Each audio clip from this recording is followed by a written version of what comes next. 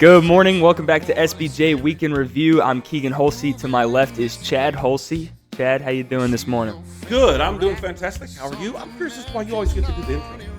Well, because you're either too loud or too quiet, so I want us to start off on a good note. I got you. No, it's cool. It's cool. I just want to know. All right, go ahead.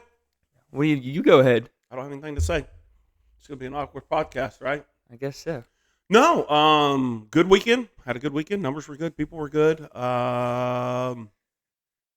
Yeah. So I got a text message last week from Hugh saying that his son-in-law, if you will, got saved. And so, man, that's exciting. We're excited about that. Baptizing this Sunday, hopefully. Absolutely, we are. That's what I was going to tell you. I just got a text from Hugh this morning and saying that, hey, I talked with Mike. Mike's ready to get baptized. So this Sunday, I guess in the second service, we'll be baptizing Mike. So I'm excited about that. Hugh's excited, of course. The cool thing about Mike is he's been around here for a while. He's been going to Brother Randy's class and sitting in there with Hugh. And then they've been coming to the services and they've been apart and, kind of here and there. And for a while, after a while, you just figure, well, I guess he's saved. Never really had the conversation, which I guess we should have.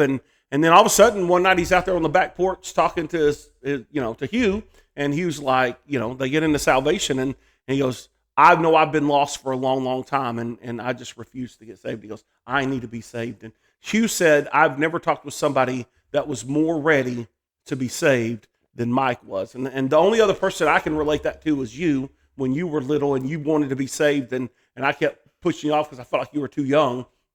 You were so ready, and according to Hugh's testimony, Mike was ready. Mike was ready to accept Jesus and ready to be saved, and now he's ready to be baptized. So I'm excited about that. So we will baptize this Sunday morning in the second service, most likely. So that's a pretty cool deal. Super awesome. Yeah, man. Awesome.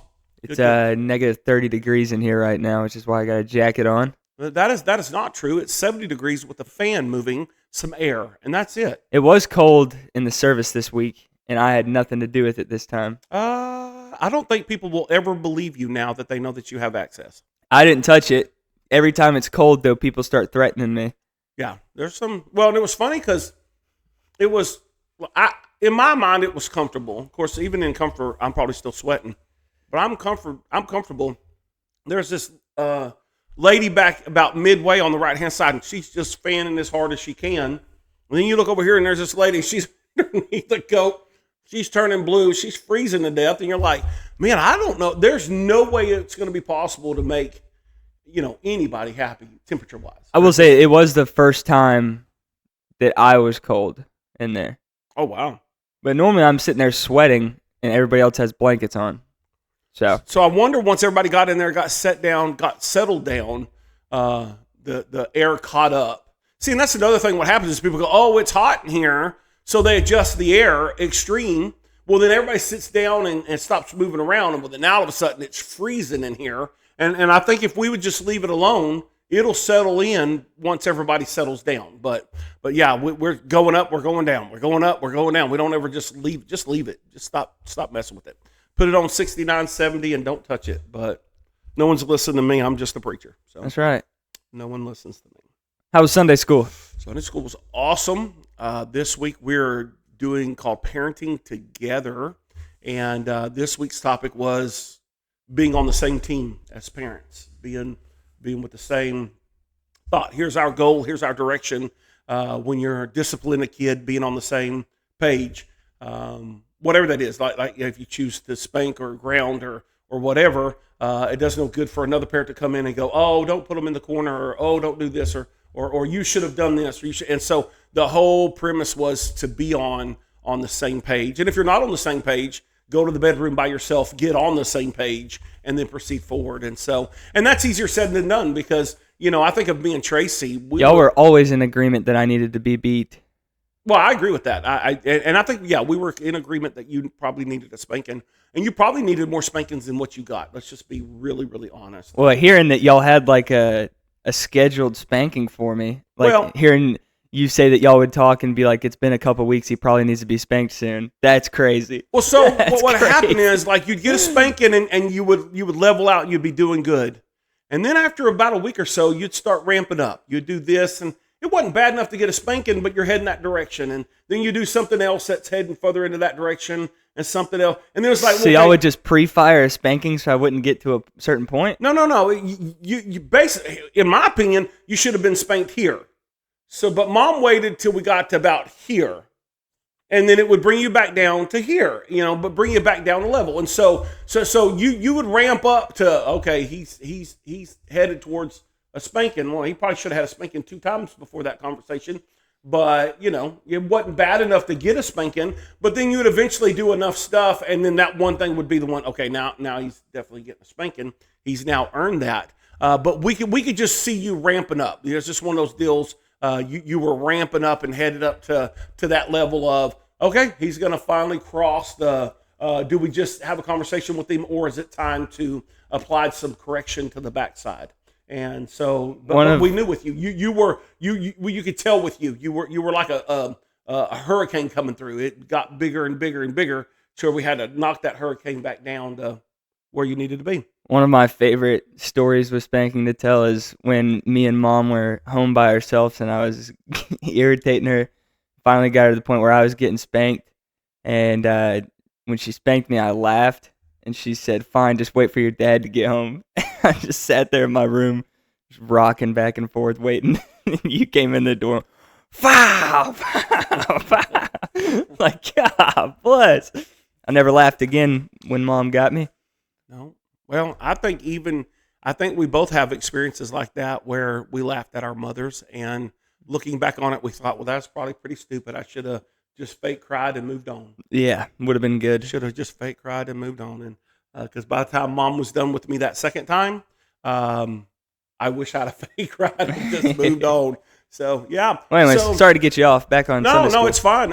So the whole thing is just to get everybody, the couples on the same page, and the same ideas of what we want to do with the kids, what we want from the kids, and I think that's easier. It's an easy conversation to have, like in Sunday school, but to actually go home and apply that is tough. I think that's a hard deal to do, is get people to, excuse me, to have 2 people on the same page. So for instance, me and Tracy, she was raised completely different from me. I was raised very conservative.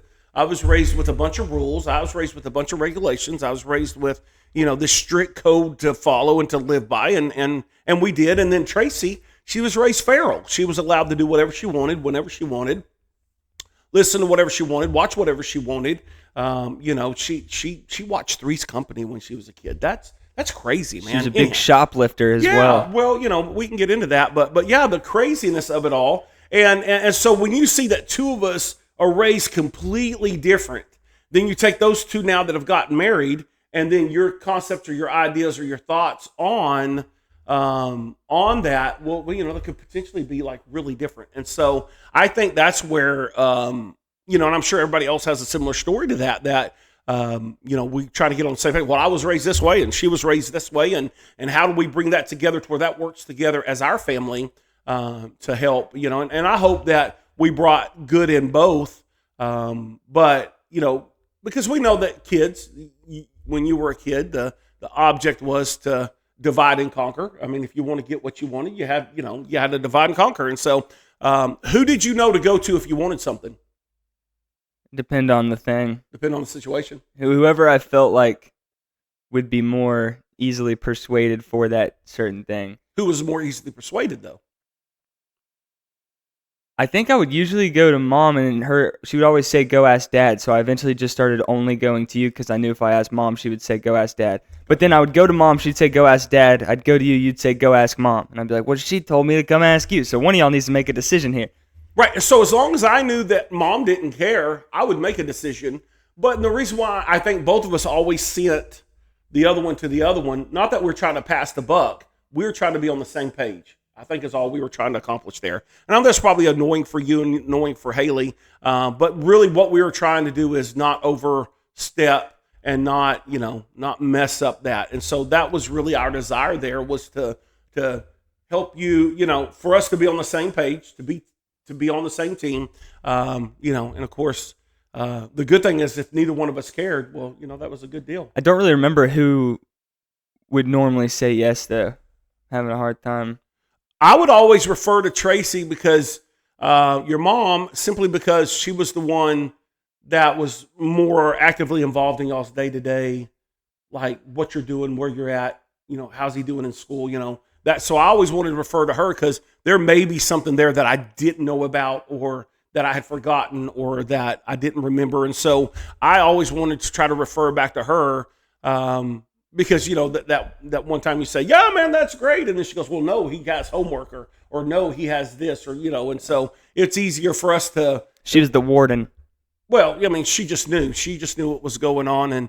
And not saying that I didn't, but she kept up with that kind of stuff. She'd remember he got in trouble, 3 days ago and he's not allowed to do anything. Oh, yeah, that's right. I forgot, and so it was that kind of stuff that she kept up obviously better with than I did. And so it was important for me to, hey, man, what does mom think? And so that's what we're talking about. And I think it's obviously if you're a single parent, there's some freedoms there that you can just do what you want, but then there's also the frustrations of you're always the bad guy. You're always the one that has to do it. So we have a few in our class that falls on, but I still, and I worry that the conversation is like, well, this doesn't pertain to me. I don't even know why I'm here. But I hope that they come and they're learning something from it and the importance of, communicating with whoever, whether communicating with your kids. I think communication is important. And then also communicating with your spouse. I think that's super important as well. So having those conversations and discussing them and talking about them and doing those things is important. One of the things I always talk about my mom was consistent. She may have been wrong sometimes, but she was at least consistent. And the consistency in it allows me to know I knew what I was getting. I knew what mom I was going to get. I knew what was going to be a no, what was going to be a yes. I knew what I could work on and maybe get it to be a yes. But because mom was pretty consistent, she wasn't, hey, 1 week it's okay to cuss and the next week it's not, it was always wrong to cuss, and that was never okay. Never. She never cussed and cussing wasn't okay. And so, that kind of consistency is what I'm talking about. Obviously, as things change, the things that you couldn't do when you were younger, but that you could do as you got older. And same with Haley, things that she could do that she couldn't do. And we even discussed there were some things that I would be more willing to let you do that I wasn't willing to let Haley do simply just because she was a girl and I wanted to protect her. And a lot of people go, well, that's not fair, that kind of a deal. And not that I don't care about you, but I felt like you could handle yourself in the situation better than, say Haley could, because Haley wouldn't carry the taser or the mace or the gun that we try to give her. And so, she did carry that pepper spray for a while, but I think the only person that ever used it was me. Oh, fun. I sprayed it on the wall so I could smell it. Well, that just seems crazy. But anyhow, waste of pepper spray. And I think with her taser, I used it on myself, and I think that's the only time it got used. Yes, I think you and a couple of your friends were. We took turns tasing ourselves. Yes. So, but very cool deal. It was a nice little flashlight taser, and but as a dad, one of your big concerns is that I hate her stopping and getting gas after dark. I hate her being out after dark, just because there's some creepos out there, and I just, you worry about that kind of stuff. So that's a concern. But anyhow, so not that was inconsistent. It was just, what things I felt like you could do. And there's things that she got to do that you didn't get to do. And I think it just depends on the individual and the responsibility and the maturity and where you're at in your life and blah, blah, blah, blah. And so there's a lot of variables, but I still believe even in all those variables as a father and as a mother, you can be consistent, consistent church. You go to church because we go to church. That's consistent. We go every week. There's no outs. That's what we're doing. If you're not sick, if you're not out of town, we're going to church. And so the consistency. And a lot of cases, even if you are sick, we still have to be here. Yeah, well, that's just, And so and even when we're out of town, we still go to a church. Oh yeah. I love going to church when I'm out of town. I love it. And the reason why it's good just sitting in there being a nobody for a day. Go in, nobody knows you, no one cares, ain't got no job to do. Yeah, I just sit down. Hopefully they have donuts and eat a donut and be the biggest bum ever. And I love it. It's so good. So, but and you get to leave right when church is over. Oh yeah, we get to come in late. Sometimes the music's already started or they're about to start. Come on. And you walk in right on time and then you leave just as soon as they say amen, you're out the door. Man, people who get to do that every week. What a I'm luxury. jealous. What a life. Yeah, I enjoy that, but I really would prefer just to be here because this is where I want to be. So here at Shiloh Baptist Church, Jasper, Georgia, for those who are listening. And if you don't come to church here and you're looking for a church, we'd love for you to come join us. Absolutely. So anyhow, so that was Sunday school. Sunday school was really, really good this week. I don't know if some people chose not to come because of the topic. But man, I think it's a really good topic and it's been fun talking about. And, hopefully we'll keep trucking through. It was a good Sunday school. So my Sunday school class, we're wrapping up 1 Thessalonians. I think we only have one more week because at the end, this week we talked about kind of end times a little bit because when you read the Thessalonians, it doesn't really say what question was asked that led Paul to start talking about this, but from the study I did, a bunch of people think that the question was Paul had kind of told them what's going to happen when Jesus returns. And so I think the question that these guys thought must have been proposed to Paul was, well, what about our friends that have already died? Where are they? And so we got into the idea of soul sleep. And obviously I wasn't saying soul sleep is the correct thing and that there's some kind of like waiting period, but we broke that down because a lot of them, when there's that rumor going around that the rapture was going to happen on that Tuesday 23rd, a lot of people in the youth department were texting me asking me questions about, not that they thought the rapture was going to happen, they just wanted more information because a lot of these people weren't here when I did my end time series, and so a lot of them just haven't gotten to hear any of that or my perspective on it at all. So we got into that. They also had some questions recently because a lot of people are getting on saying that the rapture isn't a real event that's going to happen or take place. It's something that we made up. So we got into that and scripture that points to the rapture being an event. And then we just kind of talked about timeline of stuff real quick. We went over a quick timeline of order of events that's going to take place in the end times, which is always fun and a hard thing to explain, especially to teenagers, I feel like. Because it's such a profound thing. And then we just kind of went over like a couple takeaways from that. The first is being able to grieve without despair. And we kind of talked about whether or not it's like okay to grieve when we lose a loved one. I talked about Bristol almost dying the other night because that's like the only thing I could relate it to because I haven't really had a family member die since I was like a little kid and couldn't really process it. Like I kind of talked about how when Papa died and y'all told me and Haley, I only started crying because Haley was crying. I didn't really know what was going on or what that meant. So haven't really had to deal with anything like that. So the only thing I could really relate it to was like a pet, or I've like had some high school friends that have died. But even then, those guys I wasn't like super close with. So talking about the idea of just, it's okay to grieve, but we don't have to have despair if we have hope of where they're going. And then the second thing was that we have a profound assurance. We have a hope for the future. We don't have just this hope that's built on stories, but hope that's built on historical precedent, but also a promise, because Jesus promises to return one day. And kind of talked about what the order looks like when he does return, what happens to the people on earth, what happens to people that are already dead. And so it was interesting that this happened to come up right in time with people thinking that the rapture was going to happen, because we got to talk about it while it was kind of relevant. And then next week we're going to go over like the closing of the letter, and then we're going to move on to another book. Sunday mornings I've been kind of doing read-throughs on different books of the Bible, and then Wednesday nights more topical studies. And so that's like the format I've really enjoyed doing, because I think it's cool to sit down and break down an entire book. Like I've loved the Roman series we've been doing, because you read something in your quiet time, you go through a book, but actually sitting down, talking about it with people and breaking down an entire book start to finish, I think is really, really cool. And so we've had a lot of fun with that. I think they're enjoying it. And then, like I said, Wednesday nights doing those more topical studies, like we talked about like the will of God for our life a couple Wednesdays ago, and just stuff like that. and instead of just focusing on one passage, jumping around in a bunch of different places and pulling scripture from all over the Bible. So it's been fun. But yeah, I'm excited to be wrapping up 1 Thessalonians. I've enjoyed it. I'm ready to go to another book, though. I think once you get like more than halfway through, you're like, okay, I'm ready to jump to a new book. So I don't know where we're going next, but 1 Thessalonians has been fun. 1 Thessalonians, yeah. So I think a lot of people are interested in understanding the end times. We do have a class on Wednesday nights that's doing the end times in chronological order, and really, really good information.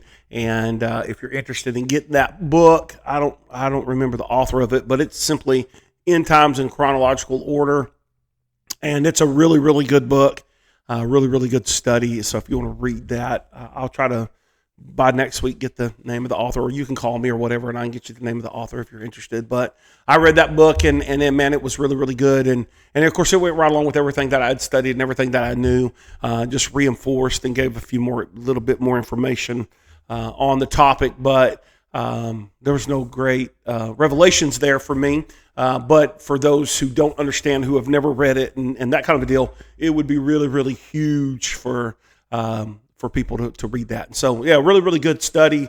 And of course, when you get into the end times, there's some things that, hey, we think this and we've read this, but man, there may be some things that we misunderstand or misinterpret or whatever. And so, well, it's pretty incredible how many people don't believe that the rapture, but I didn't know that there was people that didn't think the rapture was going to happen until like this past year. A lot of people are talking about it, and like guys that I've like enjoyed watching some of their videos on YouTube, hearing them talk about the rapture, I was like, whoa, I didn't know. Well, and what he's referring to, good, godly people. They're not bad people. They're not evil people. They just don't translate or get or whatever, because the word rapture is not in the Bible. Yeah.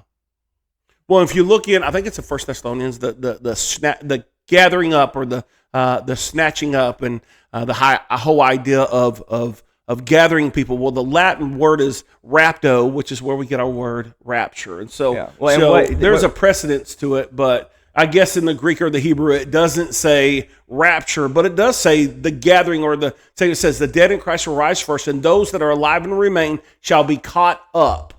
And that Latin word in caught up is rapto, is where we get our word rapture.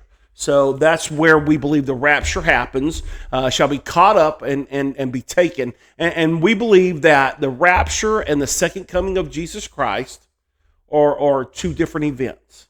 I believe that the rapture will take place, then the 7-year tribulation, and then the second coming of Jesus Christ. When you read that and it talks about Jesus coming back, he's coming back with us. We come back with him.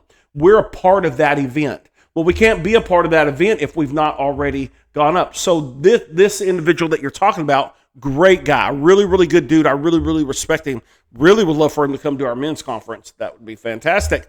Great dude. As long as he doesn't talk about end times. Right, as long as we don't talk about end times. So just stay off that. But his thought is that the dead in Christ shall rise first, and those that are alive and remain shall be caught together with him in the cloud, and then the second coming of Jesus. They believe that's all one event. And so there's a group of people. So there's people that believe the pre-trib. There's people that believe mid-trib, that the Lord's going to come back for us in the middle of the tribulation. And then this individual, and along with a lot of other really good individuals, I mean, they're not bad people at all, but they believe what I call the holy turnaround. You're going to go up and turn around and come right back down. But I'm of the persuasion there are two separate events with a 7-year tribulation between them. I get the arguments for pre and post, but if like the people that believe mid, that doesn't make sense at all to me.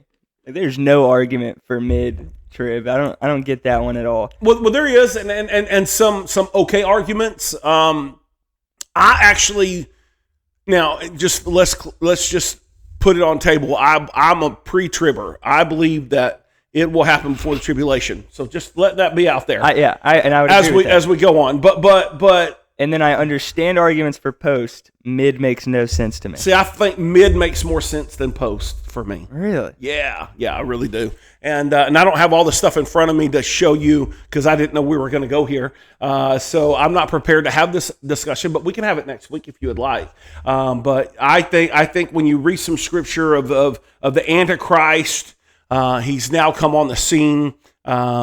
He's now in power. He's standing in the Holy of Holies, and he's saying, "You will worship me and me only." That happens at the middle of the tribulation. 3.5 years is when he'll come up on the scene early. He'll be a part of that first 3.5 years, and he's going to say one world religion is good and everything's good. But at that 3.5 period, there's a big switch in who you serve and who you can't serve. Yeah. And at that mid is when the mark of the beast happens and everybody, all that stuff happens after that midway point. And so, and we know that second half of the first half isn't going to be great, but that second half is going to be awful. It's going to be really, I think really bad. What's important to note, though, is whether it's pre, mid, or post, it doesn't really change anything with how we should live. It doesn't change anything about our salvation. Absolutely not. No, absolutely. For people to be fighting over something like that is just insane. But I think even what you were talking about, how Paul references that being caught up with the others in 1 Thessalonians, he's referencing Matthew, I think it's 24. So it's in multiple spots throughout the Bible. It's not just Paul's ideology, but he's actually referencing other things in other parts of Scripture. And I think in Matthew it describes it pretty well. I'm pretty sure it's 24, but I could be wrong. Yeah, Matthew is he's I always consider him, he's the extremist of the group of the four Gospels. The weeping and gnashing of teeth. He's that guy. Everything is like, but maybe he's the most real out of everybody. You know what I mean? He's I like it. Yeah. And so Matthew, we got to know Matthew. Matthew was a tax collector, and so when you study each gospel, it's good to know the author, right? So Matthew was a tax collector who basically sold out to Rome. And Jesus walked up and radically changed his life one day, right? And so here's a dude that's totally committed, totally dedicated. We talked about that Wednesday night. Did you? Just that radical change that happened in Matthew's life. And Matthew's like, hey, man, y'all need to get it. This is the way I was headed, and now I'm going this way. And so I just love that about Matthew. He's very passionate about it. And I think it's cool because he was one of those that were say, like Jesus walked up and said, hey, follow me, that kind of deal. And so how incredible. I think it's funny because we were talking about Matthew and his story. I think that was like 2 weeks ago. And I said tax collectors were considered like the worst. Yeah. You were hated. And then the very next week we were talking, we touched on the story of the Good Samaritan. And I said, all right, remember last week how I said tax collectors were like the worst? If they're like here, Samaritan people were like down here. I was like, we're getting worse. We're going even farther backwards. Well, so the crazy thing is when they refer to, they say sinners and tax collectors. You were like, can't get any worse than sinners and then tax collectors. You were as bad. And then of course Samaritans were half breeds that they if you were a full blooded Jewish person, you hated a Samaritan. Hated a Samaritan. So you wouldn't even try to help them if you had to. So and it's incredible how Jesus, in a lot of his stories, a lot of his illustrations, and even in his parables, he used the Samaritans because to show that someone who they thought was the worst of the worst, Jesus could even help change. It would be like him coming now and saying Oklahoma fans. Oh, wow, we did that right here. Okay. Well, they're probably going to beat us this week, so we probably shouldn't. They will beat us, and so I've given up on college football, but hockey season has just started back. So go Bruins! We're done with football. The Cowboys can barely beat the Jets, so football's a wash this year. Cowboys are terrible. Longhorns are terrible. Hopefully the Bruins can do anything because the Rangers were also terrible. So it's just been a bad year for sports. So I'm going to jump on the Georgia Bulldog bandwagon, I think. Don't. Why would you say that? So many people are going to clip that part. I'm just kidding. Go. That's heresy. Win or lose, I'm a Longhorns I would fan. rather you say Roll Tide. Oh, really? 100%. You should see people in church when I say that. The Odoms are really excited, but the rest of the church. 2 weeks in a row, by the way, she's rocking Alabama gear. She's really milking it. She's milking it. Holy smokes, man. That's so crazy. Funny. I love it. Walks in and she's walking in like she owns the place. Like, come on, check me out. The best part is nobody can say nothing to her. No, you can't because you lost to them. So, and that's like with us losing against Florida Gators. Mr. Moore said, he goes, "What the heck, Keagan? We needed y'all to beat Georgia this year." I said, "We needed y'all to beat Georgia last year. Y'all had them. It was like 6 overtimes." Well, he's just so funny. He came up to me Sunday and put his arm around me and said, "Are you doing okay?" And I went, "Come on, man. It ain't that bad." I mean, it's bad, but listen, I'm a fan, and I'll always be a fan, and I love watching. But, man, my world does not live or die based on the Longhorns or the Cowboys because the only team that would be has tragic. An emotional effect on me is the Longhorns. Well, you were like Cowboys. They've been bad my whole life. You know, every year we're like, true. Even when in the Romo days when we would be like undefeated in the regular season, you just know first round of playoffs comes, you're gonna lose. So I never had any expectations. Last year and the year before that gave me this false expectation for what the Longhorns were slowly building, and we took a major step backwards. We did, and so a lot of people are missing Quinn Ewers these days. And even with like the Rangers, they win a World Series. Mm-hmm. So now that's the first World Series they've ever won. I get this expectation. We're terrible now, like absolutely awful. And then the Bruins, incredible out of nowhere, starts being one of the worst teams. We trade off Marchand, who's like our best guy. And so I don't know what this year's going to look like. I need to text Grandpa and get his insight because he knows more about hockey than I do. But at least Scotty Scheffler's still all right. Yeah, guess I got that going for me. Got something going. Well, so yeah, in the services, first service and second service, everything went good. Good crowd, good people, good spirit. We finally wrapped up Romans. There's no more to say about it. We are done with Romans finally, and but it was good and a good service. And I'm really excited about what's coming next. Are you? What's coming next? What I think is coming next, I guess. Because if you don't know, then I guess I definitely don't know. Oh, you're talking about Sermon on the Mount? Yeah, those notes I sent you. I'm excited about that. Yeah, no, and they're good. They're going to get me started. I was reading last night while I was watching whoever was playing late last night. Can't even remember. Bills. The Bills, yeah, and they lost. Isn't that crazy? The Bills lost? The Bills lost. Yeah, so there is no teams that are undefeated at this point. Josh Allen. All of them have lost. And so anyhow, as I was not watching that game, I was reading through the Sermon on the Mount and kind of breaking down, okay, well, that's a message, and then that's a message, and that's, so trying to breaking it down, and can I put some of these together to where it's not 31 messages, try to get it down to like 7 or 8 maybe. I'm excited to see what routes you go with it. Yeah, well, and I feel bad, so Mickey came up to me Sunday, and he goes, "So are you really going Sermon on the Mount?" And I'm like, "Yeah, man." I go, "Why?" And he goes, "Because I just announced to my class that we were going to do the I guess the Beatitudes." Yeah. And I was like, "Well, go ahead and do them," and I felt really bad because he said back at the first of the year he told his class, "Hey, let's tackle Romans," and then I announced, "Hey, we're going to tackle Romans." So I feel like I'm taking away what was funny is right do. Before he had that conversation with you, he came up to me and he said, "What's your dad teaching on next?" And I said, "I believe Sermon on the Mount."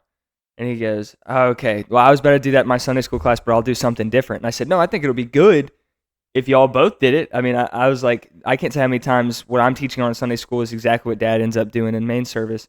I said, I think it's good to have two different perspectives on the same thing. And he goes, "Yeah, but not if he does it wrong." I started laughing. That's hurtful. And I could do it wrong. That's the reason why I tell you folks to bring your Bibles. Check.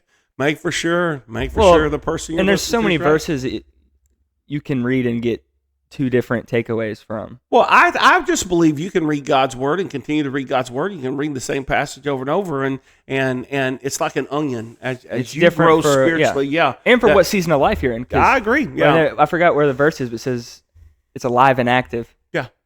And it's changing. It changes how else would this book written so long ago still be applicable for our day-to-day stuff? And I think it's alive and active, sharper than any double-edged sword. Yeah, that's what the Bible says. And so, but I feel bad because it's like he thought he was heading in a direction, and I was like, well, now I gotta think a different direction, which I'm all for. Hey, go for it. Do it. It was interesting too in the guys' Bible study. We did Jonah, and then come to find out, Vince had been doing Jonah in their Sunday school class. And so he's like, man, So I seem to be stepping on a lot of people's toes. Hey, man, we were just doing that. I say ours lines up a lot. Most of the time, I'll be teaching on something, and then like as soon as I get done with it, he starts it.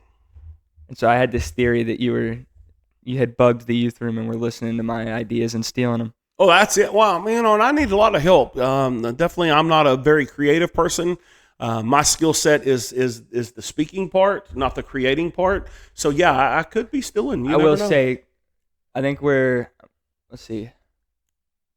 about midway through year 2 here, and I'm starting to get to where coming up with new, fresh stuff is starting to get a little tricky. Well, and that's where I sure rely on different books and commentaries and different, even messages, different outlines, and because I am not creative like that. My thing is the upfront. Here I am. Let's present it. So, not given an excuse. It just, but that you're right. That can be after. And that's more so with the topical stuff. Obviously, with the Sunday mornings reading through books, you pick a new book and you start studying it and commentaries on that, and that's fine. But the topical stuff, a lot of times it's just something that I was wrestling with and had like revelations over reading in my quiet time that I was able to a couple months later formulate a message on that and put it together. And that's kind of where a lot of the, I guess, creativity has come from in the past, but also just stuff that, I don't know. It's just stuff that your brain starts, I don't know, when you're doing your quiet time, a lot of time your brain will kick over into teaching mode. Yeah. And you'll start pulling, I could teach on that. Absolutely. And I love when the Lord does that for me because it makes it so much easier. I wish he'd do it every week. Yeah. But then you have like guys like, that I used to work on staff with. His name was Shane Dunlap. What a really, really Genius. Good dude. Miss that guy. But he's the kind that he could go, he goes, well, read that. I goes, well, there's your topic. There's point number 1, 2, 3, and here's your sub points here. And he could just break that down. Like, I'm like, holy cow, bro, how'd you do that so fast? My brain doesn't even function that way. And he could just clearly see it laid out there. Yeah. And I just that's one of the things I have to work a little more. I have to work a little harder on or get help. Honestly, I have to get help. I mean, there's the truth to it. I need help. So, so every now and then, most of the time when people go, man, that was a really good message. I had some help. Yeah. Pretty much every time. But, and I even talked to Clark about it and then my struggles with it. And he says, why try to reinvent the wheel? It's already been invented, take what's out there.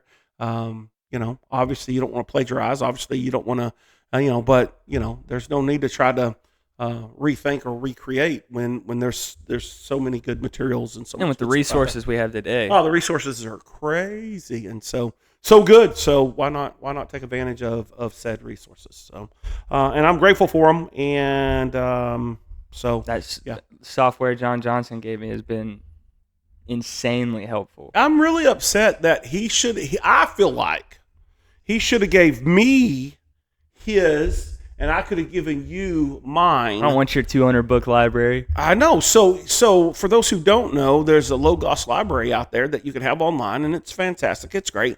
And my libraries, I have about 200, 300 books. It's fantastic. It's great. It's got such good stuff. John Johnson said, hey, I want to give this to Keagan now that he's going into ministry. And I'm like, whatever, give him your library. Not a big deal. Well, he turns out to have like 3,000 books in his library. And I'm like, man, that stinks. Anyhow, I won't lie. I'm pretty jealous. So it's awesome. But, music was good. Music was good. You were getting it on the drums. I looked up. I can't believe she let me do it. That first song, I was cracking up because you were. Oh, that first song's fast, man. You were getting it. And I looked up. I thought, I wonder how many, because I can see you, but I know maybe as you get further back, you can't see because of people, the way Andy and them stand. So if you're not on this one side of the church, you may not be able to see you. But I looked up both services. I was rocking. You were getting it. Yeah. That first song what happens is it gets fat. So some of the songs the tempo is really, really fast. And so I don't know how people play fast and soft. Right. That doesn't mix with me. Gotcha. So I was rocking out that first song, but then I also it's for some reason that song's hard to stay in time with.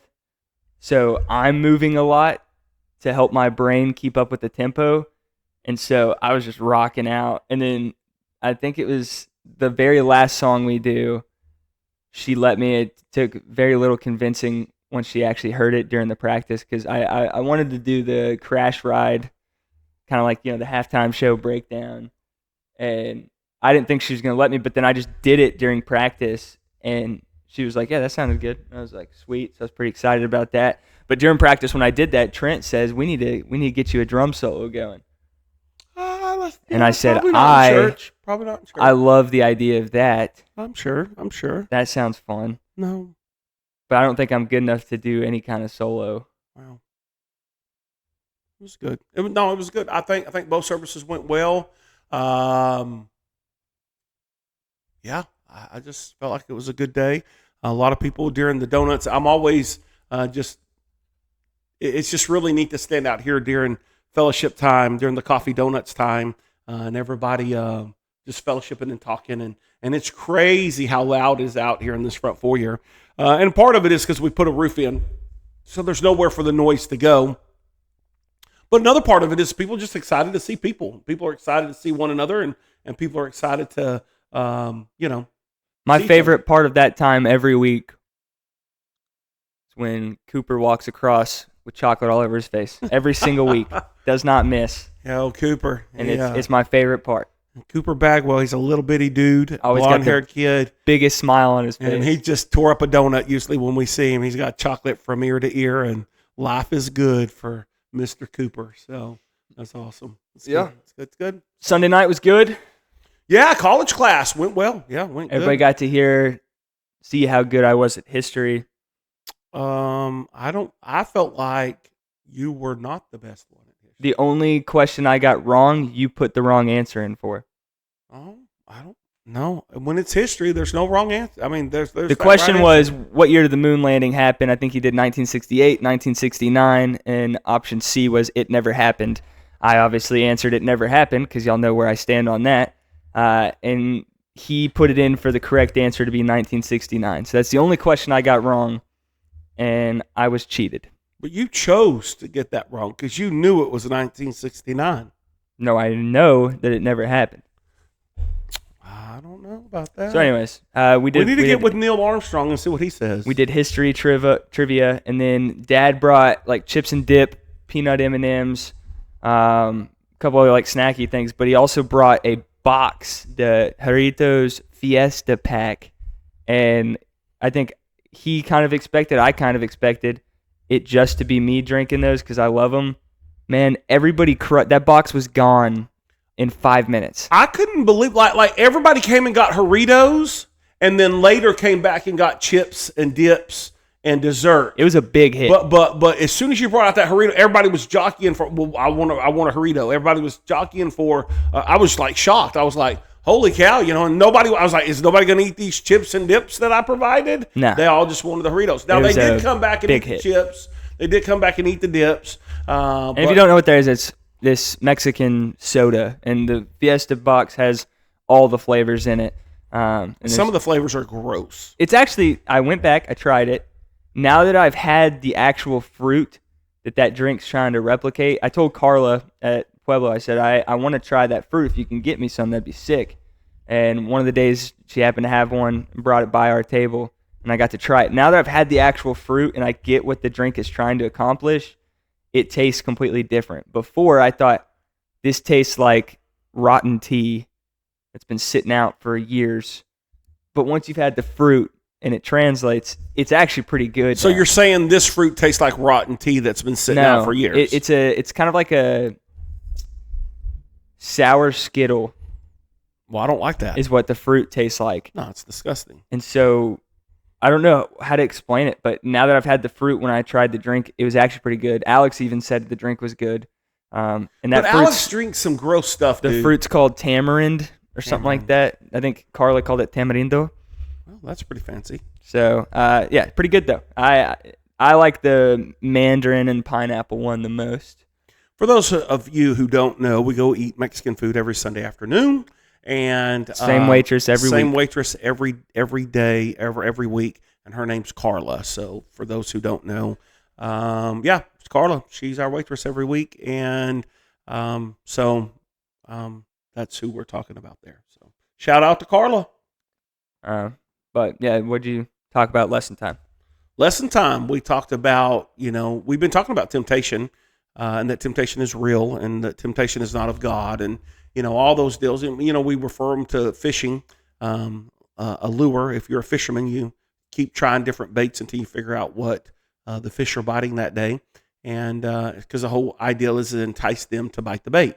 Well, I believe Satan does the same thing with us with temptation. He's going to keep throwing stuff at us until we bite the bait, if you will. And so we spent the last several weeks on this topic, but last night was what happens once you've bit the bait, once you've given into temptation. Now what? How do you correct this bad behavior? How do we get out of this sin that we're now in? And so it was just that there's the world's way, which just is a vicious cycle. Well, we do it, we feel guilty, we feel bad, we feel alone, we feel embarrassed, and then we do it again, and it's a vicious cycle. But then there's God's way, where we acknowledge that sin, and then we seek forgiveness of that sin, and try to change that direction, and the whole ideal is to truly repent. I'm going to truly repent, and I want to move away from whatever this is, whether it's an addiction or whether it's just a sin that I keep falling into, a trap or whatever. And so we just encourage students to, seek the Lord in that and seek His help through that. So that's where that landed, and I think it went good. We had some visitors, first-time visitors, and we had a really good group. And if my friends weren't out of town, it would have been an insane number. Yeah, if your friends wouldn't have been out of town, our numbers would have been through the roof. It would have been fantastic. So, but even with the group that we had a good mix of males and females, because the first week we did not have that, and so we just got a good group showing up, and we're just going to keep growing it and building it and giving it to the Lord and whatever He wants it to be. And of course, we keep talking about what are things we can do, how can we make it better, and that sort of a deal, but. We're figuring out things that they like, and that they really seem to like the trivia. They seem to respond really well and seem to have a good time with that. But yeah, and they seem to like Doritos, so we know two things for sure. So yeah, but that's pretty much the weekend. Hopefully we get some volleyball coming here soon, which I'm excited about. So here's what we're thinking about doing. Not next week, of course, because next week's the beginning of fall break. But then we have 2 weeks before time changes.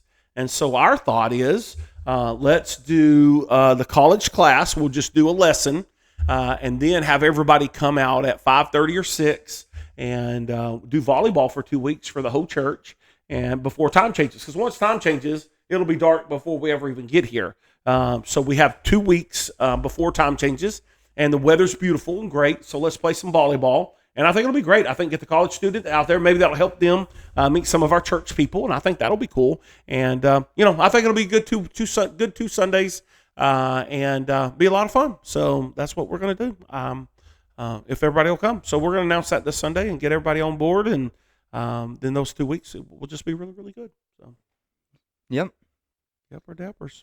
So, anything else you wanted to touch on? Well, I thought you were going to tell them about our trip through Bojangled-SBJ's drive-through. Me and Dad were going to play some golf with my cousin Colton.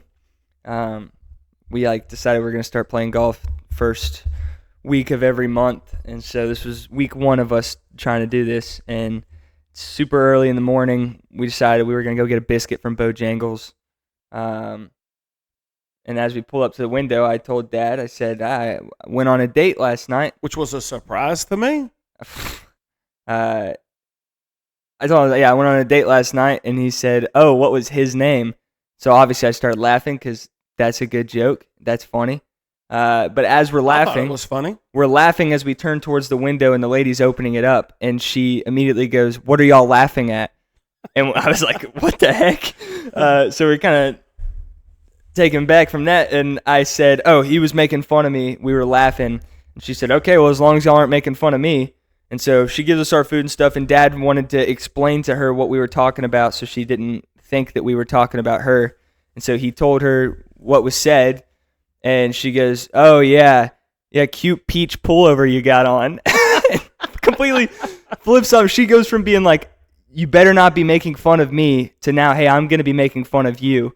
So just super funny. We were both kind of shocked by it. We were like, 1 second she's like, hey, don't be making fun of me. The next second she's like, hey, let me jump on board with what y'all are doing, and we were like, wow, that's awesome. So shout out to the lady at the drive-thru at Bojangled. She was funny, and we had a good laugh and a couple of conversations about her. And so anyhow, it's always fun to meet and talk with people that have a good sense of humor and can enjoy life. And, we're having a good time. At my expense, I guess. At your expense, yeah. We were having a good time that morning, and then I felt like it just got better once she jumped on and started piling on. Yeah. So it was a good day. But for all my old ladies here at the church who are trying to find me a wife and who are going to want an update on this, there will not be a second date, unfortunately. So don't get your hopes up on that one. The search is still on, ladies. Keep up the good work. He is still available, folks. He is still looking. But yeah, I've not found it. So yeah, I was surprised, because you were kind of, all you said was, so Thursday night, me and Tracy went to the Pregnancy Help Center banquet, which was really, really cool. And our church supports the Pregnancy Help Center. So if you give to missions, you also support the Pregnancy Help Center, and we encourage folks to, support. And Miss Denise, she's been volunteering out there, and so she invited us to go to the banquet. So we went along with several other church members that went and sat at the table together. We had a good conversation. It was neat. It was fun. And but Keagan, we told Keagan, hey man, you're on your own because we've got this banquet to go to. And then all he does is say, hey, well, seeing y'all ditched me, I've made other plans. And then that's all he said. And so then we don't know anything. And then the next morning, we're going through Bojangles to get a biscuit as we're headed out to go meet my nephew. And then he just throws that out of nowhere. Hey, I went on a date last night. So yeah, I'm a mysterious man. The good thing is when plans get canceled, there's a long line of people waiting to spend some quality time with Keagan Holsey. And so every now and then, you throw a bone and you grant them their wish. Oh my gosh. Just kidding. That's not the case at all. That is ridiculous. There's no line. There is zero line. I had a friend who wanted to set me up with this girl that he goes to college with, and was like, he kind of gave me her number. I never reached out to her, and once Dad had said that I was going to be all alone for dinner, I called her and said, hey, kind of last minute, are you free tonight? And that was pretty much it. So no line. So if you want to get a line started, all by myself. But yeah, so super good week. We're excited for Wednesday. Wednesdays have been excited good. for volleyball to come. Wednesday nights have been great. Kids program seems to be really doing well. Oh. Hey, well, even Sunday morning we had a family that's been visiting, and the dad said, hey, my teenager needs to get involved in the youth group. And I was like, awesome, and so love to have him. That was a good conversation. I said, yeah, man, Wednesday nights at 6:30 and Sunday mornings at 10 o'clock. So if you have a teenager, Wednesday nights at 6:30, and then if you have a college student, Sunday nights at 6 o'clock. So we've got our goal is to have a little bit of something for everybody, because we want everybody to be able to grow no matter where you're at in your spiritual walk or in your journey. Shiloh Baptist Church wants to be a church that helps you find that and to do that journey and to do that walk. And so that's our desire. That's what we want. And if we don't have something, we will definitely work hard to try to get something, because, we want to be a church that is for all ages, all groups, all different backgrounds. We just want to be a church that ultimately helps you in your journey towards your relationship with the Lord. And so, and then of course we love to eat. So we do a lot of eating here. I love food. I'm excited about Thanksgiving feast that's coming up. It's coming up just probably 4-6 weeks out. So yeah, whatever. I'm excited. I'm talking about some good food. Where's good food? Mom made biscuits and gravy Saturday morning. Biscuits and gravy Saturday. I had leftovers. It had cooled off, but this combination of having college football and Mom going crazy in the kitchen on Saturdays. This year's been awesome. Yeah. Both But she weeks, doesn't like it, but anyhow. but we she's don't so sweet and kind It and is. She is so sacrifices sweet. herself for the betterment of us. What a wonderful So woman. Dad was fishing. Fishing. I came over to the house at bright and early. Got to watch game day while Mom was making some biscuits and gravy. We sat there and had breakfast together, and it was great. That's the first time I think I've ever watched all of game day with just Mom. So that was cool. I don't know if she was as interested in it as I was. Probably not. I think she was even scrolling through TikTok. She does that a lot when I'm watching sports. Is she scrolls through TikTok. And showed me a video of a bald eagle picking up a poodle and flying it out of this backyard. Oh, nice. I think it was AI. AI is fantastic. I love What the AI. scary thought is right now, AI is as bad as it's ever going to be. It's just going to keep getting better. Well, and it's scary already how they can put your face up there and make your face say whatever it wants to say. I fall for That's stuff terrifying. all the time. Yeah. Hey, by the way, everything you see online isn't real. Especially Let's throw it out Facebook. there. I don't think there's anything real on Facebook. Yeah, I mean, just I don't know use that- Facebook because it's for Probably not like real. Facebook's more for middle-aged people. Oh, come on. And I was on there the other day just scrolling through, and I I'm was way like, past middle age. every post is fake. There's an So much account fake news. claiming to be Arch Manning, and it's just not him. It's bad. It's bad.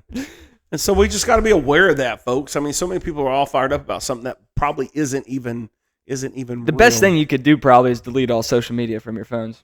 Oh, I like the way you're thinking, but then what about our podcast? Well, I don't think Apple Podcasts and Spotify counts as social media because It doesn't? what are people posting on there? It's us. They're commenting. Did we have any comments this week? You know, I forgot to look. Oh, there's a comment, more arguments about flat Earth Man, a lot of and people are anti-flat Earth. really excited about this flat Earth conversation. Maybe we needed to do a whole episode of breaking down conspiracies. Oh, a whole conspiracy. Okay, well, That would be fun. maybe. Oh, so what? Let's tell our listeners and our audience of four what we're doing next week because we're going to be at Panama City Beach. I don't even know what we're doing next week, so So we're going to try to do a podcast next week is the question. Because this time next week we're going to be in Panama City Beach. when do we come back? We come back on Friday. So the options are you leave a comment, you let us know what you want. We can come in here Saturday morning and film an episode real quick. Or next week, y'all can just have 2 episodes come out. That seem fair? What would you prefer to do? I don't care. Because it doesn't take long to film an episode, and I think getting it out Saturday is going to be tough because Well, if I can take this home with me, though, you can. I can edit it while I'm watching college football, and that won't be a problem at all. Well, but we can also, while we're sitting there, Or we can film it at the beach. that's what I'm saying. So we're going to be staying at that RV spot, and then right behind the camper is that lake. We can set up right there by the lake and film our podcast right there. I'm Maybe. not against that. We'll see. I think We're the not promising Wi-Fi nothing. for uploading would be terrible, so I might just have to film it, bring it back here. Upload it later. Yeah, but Yeah. I think it would be cool to have a video of us on the beach. Well, not on the beach, just right there by that pond, there at the RV place. Yeah. Okay. Well, Or hey, we can do it right there it's fine by me. in front of the nice bathroom facilities that they have. Ooh, in the bathroom. No. Well, it'd be very ugly. It'd make great sound. It'd be great sound. So, but anyhow, I don't know. We'll figure it out. We'll let y'all know. So next week is an interesting week. So this Shout is our out. first time. So Shout out George Pickens. Hey, coming up on an hour here, so we're gonna go ahead and end it. Thank you for listening. We'll see you Sunday. Y'all have a good week. have a good week. See you Sunday or Wednesday.